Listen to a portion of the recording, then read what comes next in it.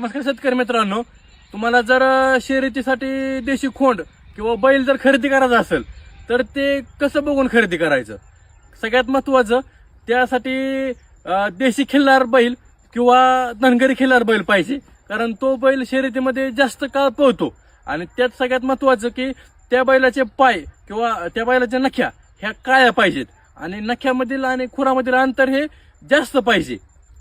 त्यानंतर त्या बैलाची कांबळ ही जास्त मोठी नसायला पाहिजे आणि त्यानंतर त्या बैलाचा चौक हा जास्त लांब पाहिजे, कारण लांब चौक असल्यामुळे बैल जास्त पळतो। आणि सगळ्यात महत्त्वाचं की त्या बैलाचे पाय हे एकदम घट्ट आणि खांबासारखे मजबूत पाहिजेत, कारण ते जर चांगले असतील तरच बैल फास्ट वेग धरू शकतो।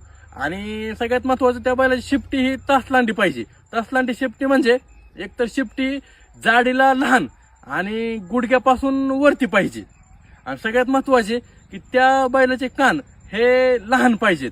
तर हे सगळे गुण त्या बैलामध्ये असतील तर असा बैल तुम्ही शर्यतीसाठी निवडू शकता। धन्यवाद।